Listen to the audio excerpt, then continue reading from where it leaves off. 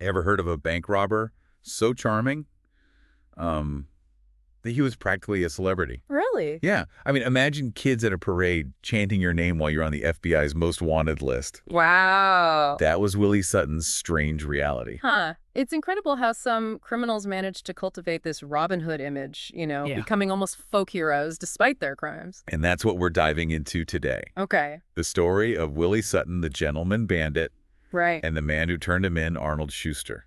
Okay.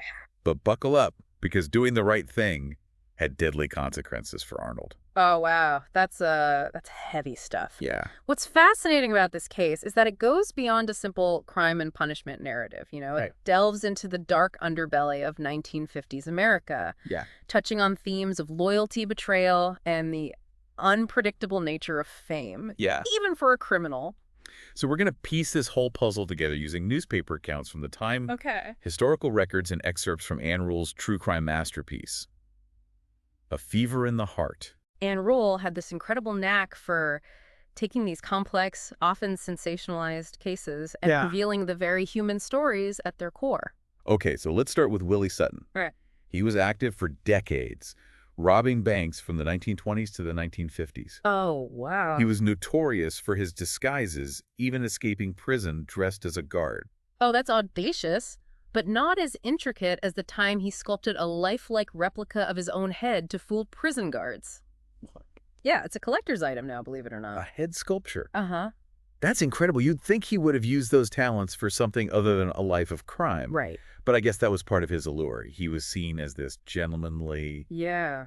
almost charming figure, Hmm. which probably added to his folk hero status. It's worth considering what made Sutton so appealing to the public. Was Yeah. it simply his gentlemanly demeanor, or was there something more? Yeah. Perhaps a distrust of banks during that era played a role, turning a bank robber into a sort of anti-establishment figure. That's a really interesting point. Now, by 1952, Sutton had been on the run for a while, but he was starting to get a little too comfortable, maybe even cocky. Okay. He decided to risk riding the New York City subway in broad daylight. It's that classic example of hubris, that Yeah. overconfidence that often leads to downfall. And on that fateful day, 24-year-old Arnold Schuster just happened to be on the same train. Wow.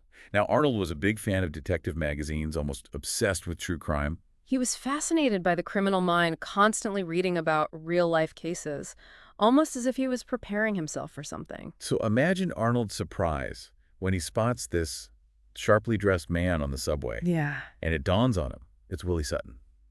You have to put yourself in Arnold's shoes. He's face to face with this almost mythical figure, Right. someone he's read about countless times. It must have been a surreal experience. Sutton realizes he's being watched and quickly gets off at the next stop. Oh. But Arnold, instead of just letting it go, starts following him. Oh, wow. It's almost like he's been drawn into this real-life detective story. There's this inherent human impulse to be part of something extraordinary, to be involved in events that feel larger than life. Exactly, and this is where it gets interesting. Okay. Sutton gets into a car, Uh-huh. but it won't start. Here we see that even meticulous criminals can be undone by the simplest of things. Right.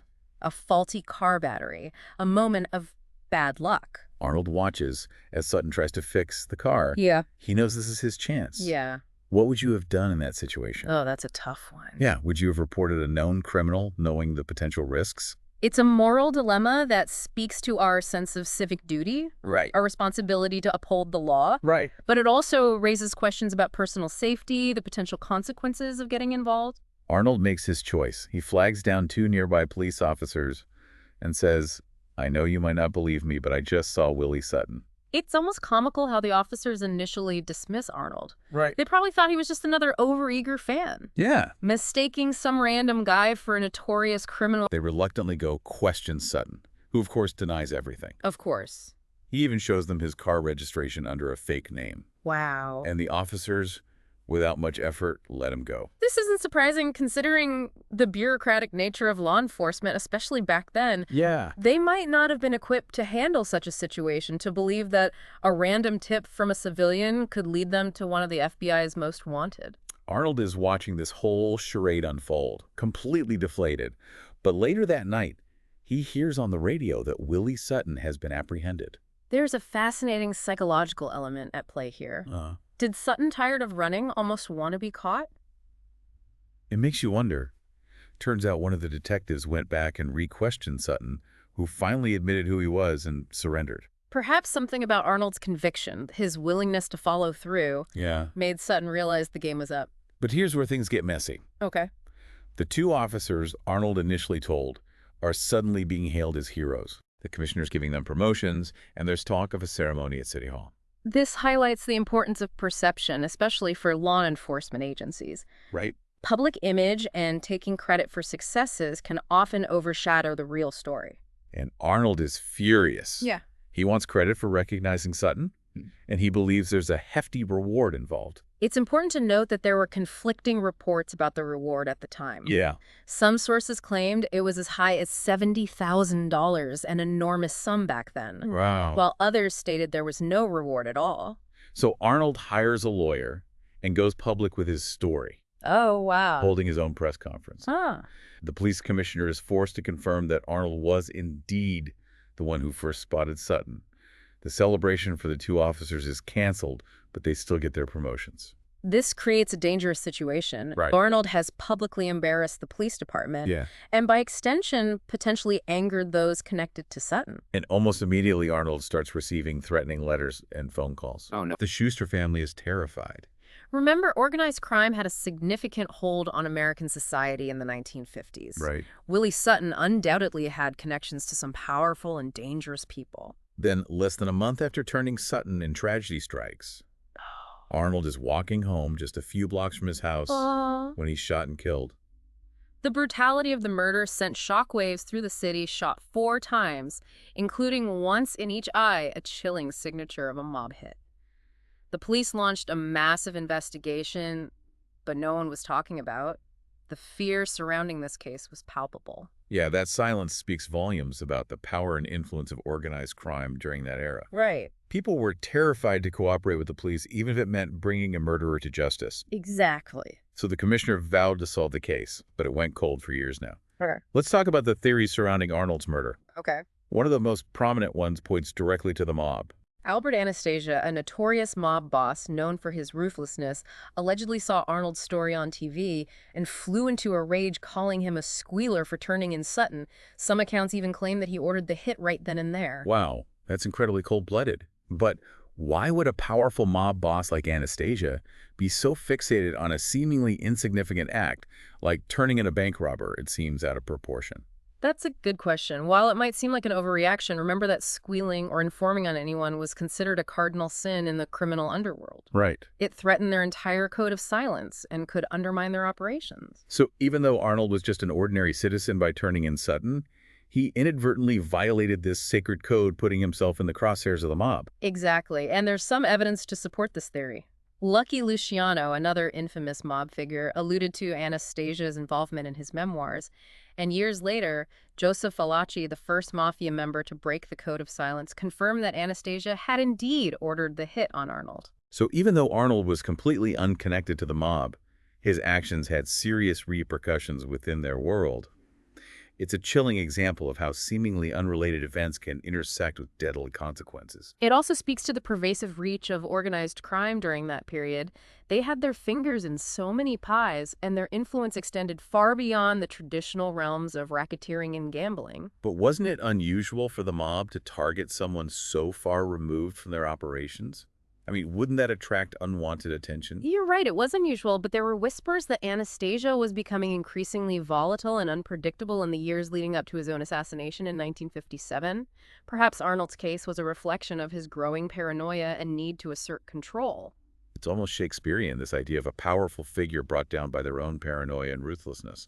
Okay, so we have this strong theory about mob involvement, but what about Willie Sutton? How did he react to Arnold's death? Believe it or not, Sutton was devastated when he heard the news. He reportedly said, "I could have fallen off the bed. This sinks me." He couldn't believe that young man had lost his life because of him. That's surprising. It sounds like he had a conscience after all, despite his life of crime. It makes you question the simplistic labels we often apply to people. Was Sutton a hardened criminal, a folk hero, or a complex individual capable of both ruthlessness and remorse? perhaps he was all of those things. It seems like he genuinely regretted what happened to Arnold. Did he do anything to try to make amends? He did. He wrote a letter of condolence to the Schuster family and even offered to contribute to the reward fund for information leading to the arrest of Arnold's killer. That's incredible. He was offering to help catch the person who likely murdered Arnold on his behalf. It's a bizarre twist. It speaks to the strange duality of Sutton's character. He was a career criminal who lived outside the law. Yet he was also capable of expressing empathy and remorse for the unintended consequences of his actions. But the authorities declined his offer, right? Of course, it would have been a public relations nightmare to accept help from a notorious criminal in solving a murder that was potentially linked to his capture. What about Arnold's family? How did they cope with this tragedy? They were devastated, as you can imagine. They believed that the city had failed to protect their son after he'd done his civic duty by reporting Sutton. So they decided to take legal action. Yes, they sued the city of New York for failing to provide adequate protection for Arnold after he came forward. Did they win the case? The city ultimately settled with the Schuster family, though no amount of money could truly compensate for their loss. It's a tragic reminder that sometimes doing the right thing can come at a terrible cost. This whole story is so much more complex than I initially imagined. It started with a seemingly simple act, turning into a wanted criminal, and spiraled into this web of intrigue, violence, and unanswered questions. But you mentioned that there are other sources that shed light on what happened to Arnold. Yes, but we need to shift gears and travel across the country to Yakima, Washington in 1975.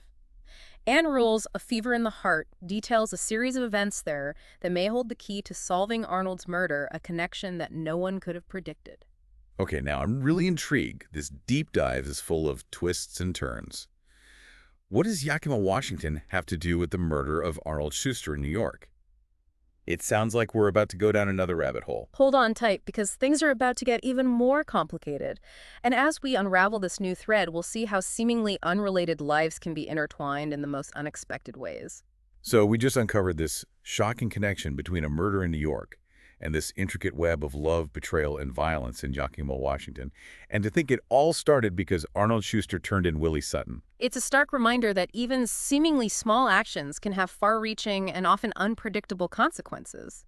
Sometimes doing what you believe is right can set off a chain reaction that no one could have anticipated. Yeah, it's mind-boggling, really.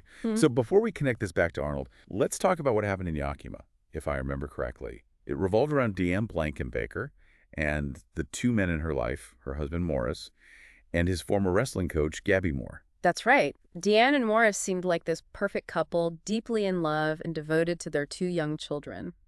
Morris was a beloved high school coach and part-time bouncer, a genuinely good guy by all accounts. But then Gabby Moore enters the picture. He's going through a divorce and needs a place to stay.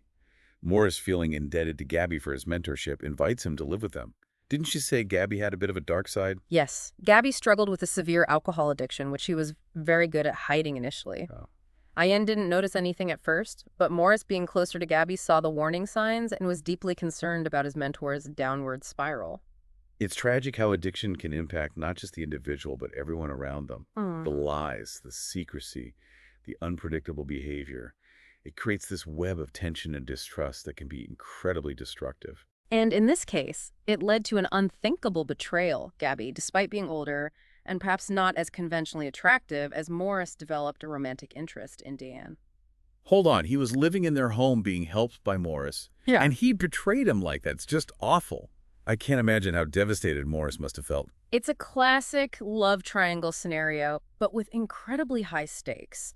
Anne Rule suggests that Gabby, with his charisma and confidence, the same qualities that made him a successful coach, might have appealed to a certain vulnerability in Deanne. So did Deanne actually leave Morris for Gabby? Yes, and they got married just a year after Gabby moved in with the Blankenbakers. It was a huge scandal in Yakima front page news. I bet Morris felt completely blindsided to be betrayed by both his wife and the man he considered a close friend and mentor. It's like a double whammy. It's important to acknowledge the depth of his emotional pain. To have your trust shattered like that is incredibly difficult to process. So what happened after Deanne and Gabby got married? Did they live happily ever after? Not even close once they were married.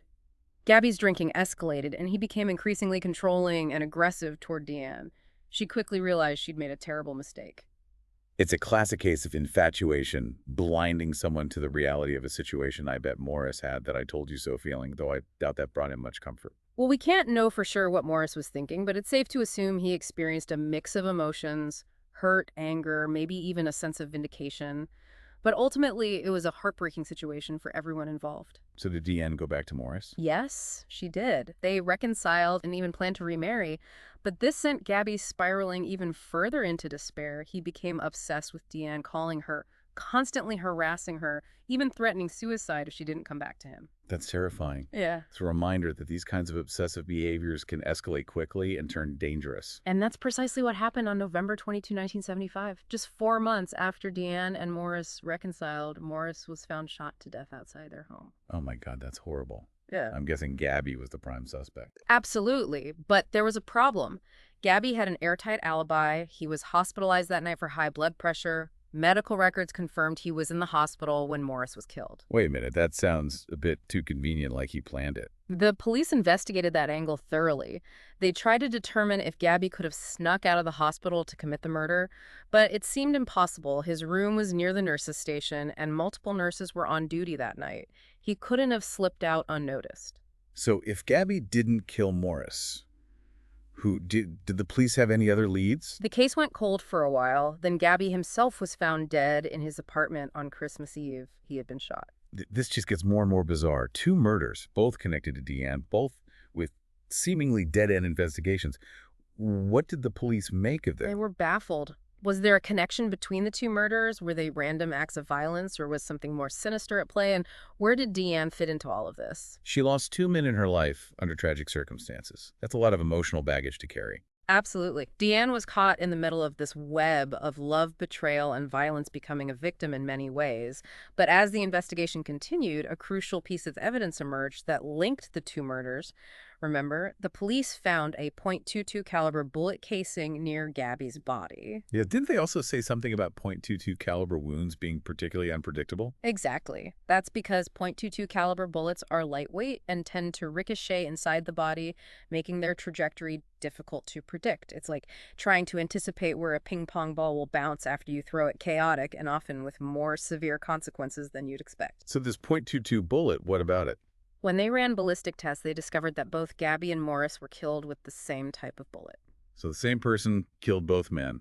But why and how does this tie back to Arnold Schuster in New York? Here's where it gets really interesting. A couple of months after Gabby's death, some kids were fishing in the Yakima River and found a rusty .22 caliber pistol. They turned it over to the police, and a young woman named Loretta Scott contacted them, recognizing the gun. Wait, so she was the killer? Not quite. She explained that the gun belonged to her and that she had thrown it in the river because she feared it was the murder weapon.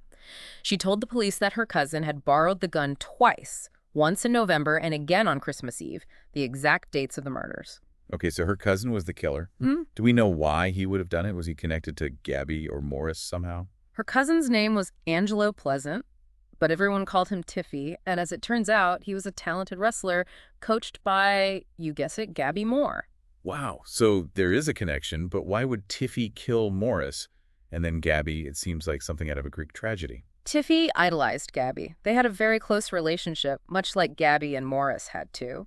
Tiffy was deeply affected by Gabby's struggles with alcohol and his obsession with Deanne. So he was trying to protect Gabby. It's more complicated than that. Tiffy later confessed that Gabby had manipulated him, exploiting his loyalty and sense of obligation. Gabby convinced Tiffy that Morris was the problem that needed to be eliminated. That's terrible. Gabby used Tiffy's devotion to carry out his own twisted plan. It's a chilling example of how abusers can manipulate those closest to them. And it gets even darker after Morris's death. Gabby started to worry that he would become a suspect. So in a desperate attempt to deflect suspicion and perhaps even win back Dan's sympathy, he convinced Tiffy to shoot him too. He envisioned a minor wound that would make him look like a victim. This plan is so twisted and convoluted, I can't believe he actually convinced Tiffy to go along with it. That's the power of manipulation. Gabby preyed on Tiffy's loyalty and naivete, distorting his sense of right and wrong. So what happened? Did Gabby's plan work? It backfired spectacularly. He thought Tiffy would just graze his shoulder, but the bullet hit lower than intended, spiraling inside Gabby's body and causing fatal internal injuries. Remember what we said about .22 caliber bullets being unpredictable? Wow, so his own manipulation led to his demise. It's almost poetic justice, though, incredibly Tragic for everyone involved, especially Tiffy. But wait, you said this connects back to Arnold Schuster. How? Remember that .22 caliber pistol Loretta threw in the river, the one Tiffy used it? Was traced back to a pawn shop in New York City, and guess who had pawned it there a few years earlier? Don't tell me it was someone connected to Willie Sutton. You got it. It was Frederick Tenuto, the convicted killer who had escaped prison with Willie Sutton back in 1947. This is incredible. It's all connected. Tenuto, one of Sutton's associates, somehow got the gun to Gabby Moore in Washington. Tiffy used it to kill Morris, and then unintentionally Gabby, and this entire chain of events was set in motion because Arnold Schuster turned in Willie Sutton. It's a remarkable chain reaction, a ripple effect that spread across the country, leaving tragedy and unanswered questions in its wake. It's been one of the most incredible deep dives we've ever done. So many twists and turns. What happened to everyone else involved? Did they ever solve Arnold Schuster's murder? Sadly, no. While the connection to Tenuto's gun strengthened the theory that Arnold was killed on behalf of Willie Sutton, likely by someone connected to the mob, no one was ever charged with his murder. That's so frustrating. After all that Arnold went through, to be killed for doing what he thought was right, and for his murderer to never be held accountable. It's just not fair. It's a stark reminder that the pursuit of justice isn't always straightforward. Sometimes the truth remains elusive. But even though Arnold's case remains officially unsolved, the evidence strongly suggests that his death was a direct result of his involvement in Willie Sutton's capture.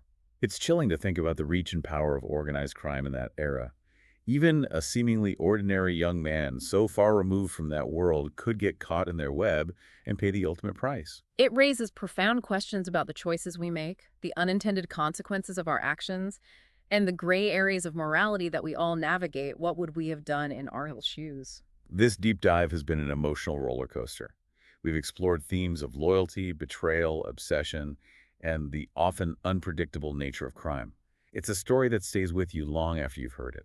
If you are as captivated by this case as we are, we encourage you to check out the show notes for links to Ann Rule's book, A Fever in the Heart, and other resources. We always love hearing your perspectives, so please share your thoughts on this deep dive with us. And if you enjoyed exploring this complex, true-life story, be sure to subscribe to The Deep Dive for more captivating deep dives into the most fascinating stories out there.